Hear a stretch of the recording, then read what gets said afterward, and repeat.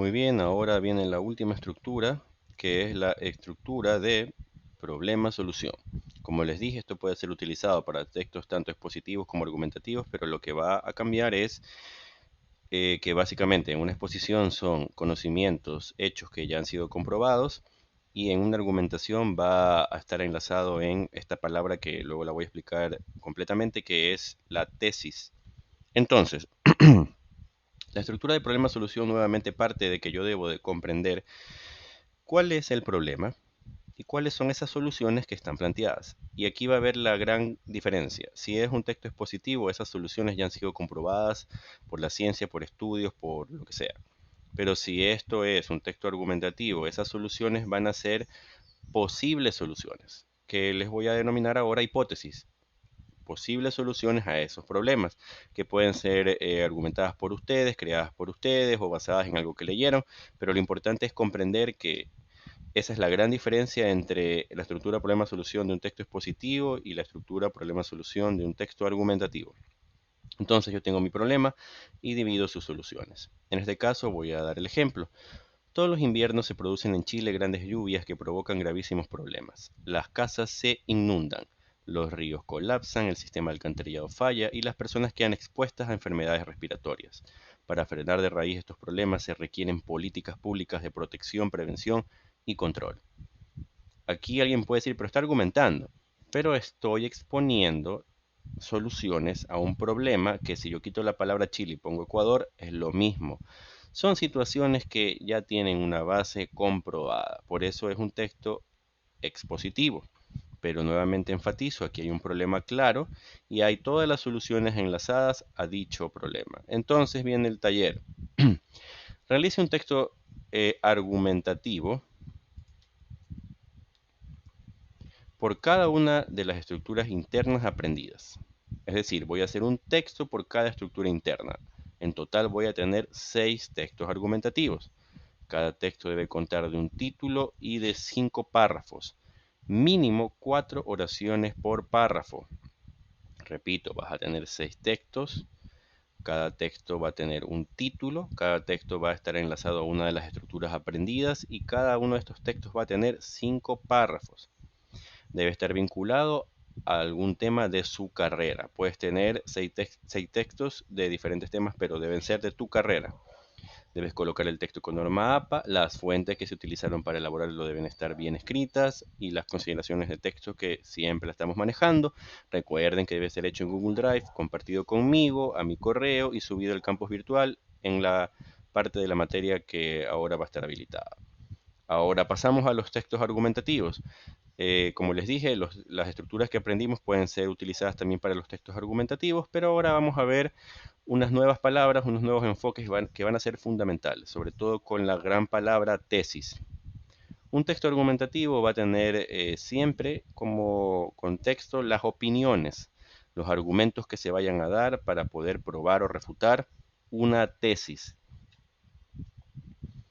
Va a tener una estructura de 3 partes, como la mayoría de nuestros géneros que estamos ahora empezando a abordar.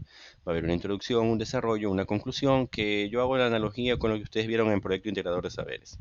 Ustedes plantearon un tema, generaron unos antecedentes, generaron un planteamiento del problema, una justificación, unos objetivos, unas hipótesis, una metodología de trabajo, unos resultados, análisis de resultados. Todo eso era para poder probar una tesis, porque la base de todo texto argumentativo es la tesis.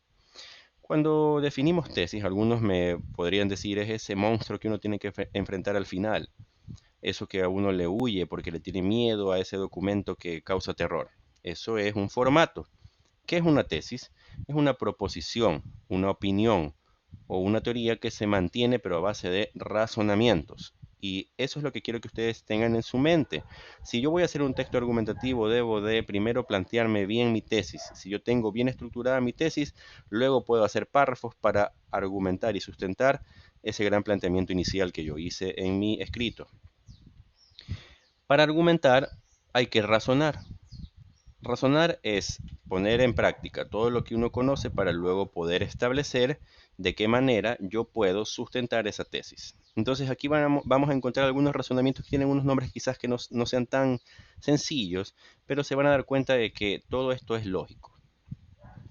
Todos estos nombres que ustedes están viendo aquí van a partir de una tesis. Y esa tesis, en este caso, es muy sencilla, muy coloquial en estos ejemplos, pero cuando ustedes lo van a hacer de un tema mucho más profundo, va a requerir que ustedes revisen bibliografía, siempre. Entonces, razonamiento por analogía.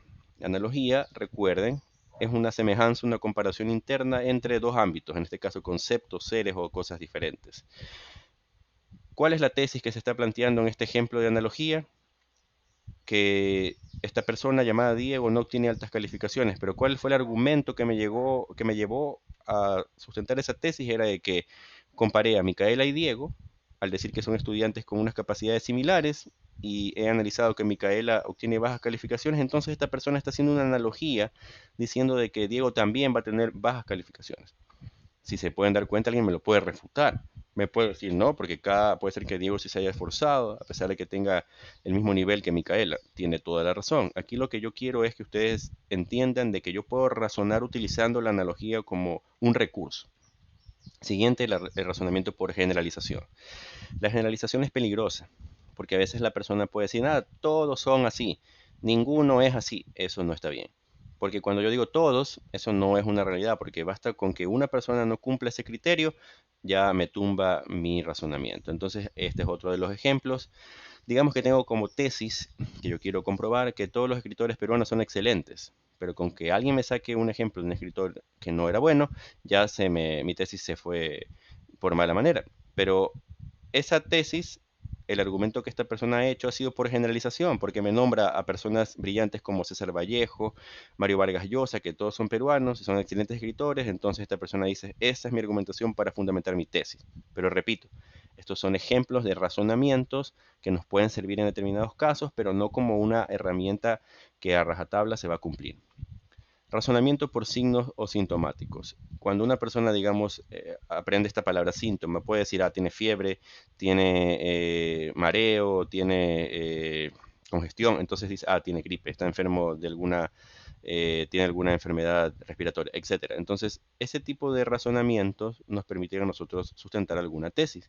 Digamos que yo tengo como tesis que María está enamorada. ¿Por qué? Porque yo he visto de que ya no le interesan las fiestas, ya no pasa mucho tiempo en casa y lee muchas novelas de amor y está un poco en su mundo. Entonces la persona ha dicho, está enamorada. Nuevamente, esto es un ejemplo, pero les puede servir a ustedes para construir los razonamientos que nos van a llevar a comprobar o refutar una tesis. Otro razonamiento es por causa, que este se compara con el anterior, que era el de causa-efecto. Tengo como tesis las ballenas están en peligro de extinción. Entonces, ¿cómo yo he argumentado esto?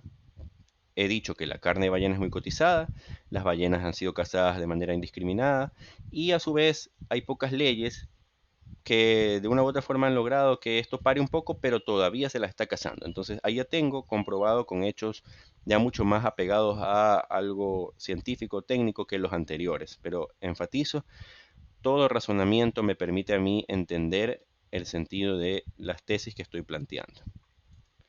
Luego tengo estos voy a tener 8 argumentos que, como les dije, esto no es para que se aprendan de memoria, sino es para que los puedan aplicar al momento de hacer estos ejercicios iniciales de planteamientos de tesis. En esta sesión no es que se van a hacer expertos en las tesis, pero sí es que ya tengan en su mente que para nosotros argumentar es preciso que ustedes sepan cómo razonar una tesis. Les voy a poner un ejemplo de una tesis. Digamos que yo me he puesto a analizar un tema porque quiero escribir sobre las competencias digitales. Entendiendo esto, para no meterme muy en la técnica, en que yo he planteado que a mayor edad la persona tiene más rechazo hacia la tecnología. Digamos que eso yo lo quise plantear porque he tenido experiencias con personas adultas que no se llevan muy bien con la computadora, con el internet. Entonces he planteado esa tesis. Digamos que yo la quiero probar.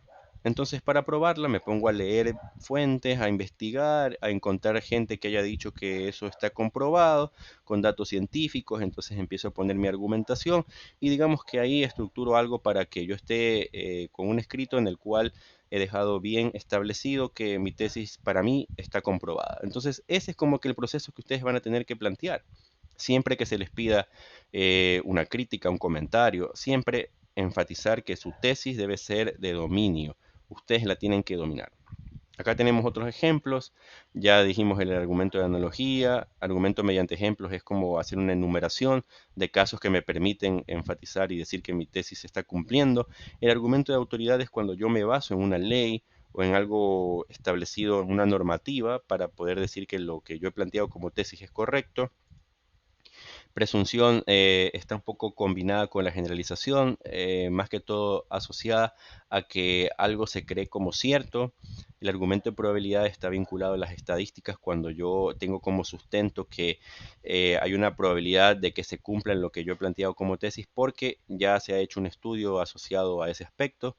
Emotivos afectivos, los argumentos emotivos afectivos hay que tenerles cuidado, porque cuando uno utiliza como argumentación lo que siente, a veces no hay un sustento de fuente o de bibliografía que me lo pueda enfatizar. El argumento por lo concreto es cuando yo tengo un aspecto muy particular que me está ayudando a probar mi tesis, como cuando alguien me explica una situación de un familiar y entonces yo utilizo esa situación que me están diciendo como para indicar que lo que está ocurriendo planteado por mi tesis es correcto. El argumento eslogan les invito a que no lo usen, pero es uno de los ejercicios que más se emplean en la publicidad y en la política, porque cuando te crean un eslogan para una campaña, a veces es solo ese eslogan el producto que te vende este político, como llegó la esperanza que todos queremos, la de Álvaro Noboa. Con solo esa frase, la persona ya dice, sí, ese es el indicado porque es la esperanza, y era más que todo un meme. Y ahora vamos a la tarea. Individualmente deben realizar un texto argumentativo para sustentar una tesis, es decir, cada estudiante debe plantear una tesis. Este es nuestro primer ejercicio de tesis, es decir, que ustedes van a escribir una tesis. Yo les puse un ejemplo con este caso de las competencias digitales. Ustedes redacten como consideran que es una tesis. Yo voy a corregir, a tratar de pulir esos detalles, pero quiero saber cómo ustedes plantean una tesis y esta tesis debe estar vinculada a su carrera. Luego deben realizar mínimo 4 párrafos con argumentos para sustentar esa tesis. Recuerden que los argumentos deben estar conectados con fuentes y normas APA para validar la tesis que ustedes han planteado. Por cada error se va a bajar un punto a la nota. Recuerden, todo esto debe estar en Drive y contestando siempre en los foros y las actividades.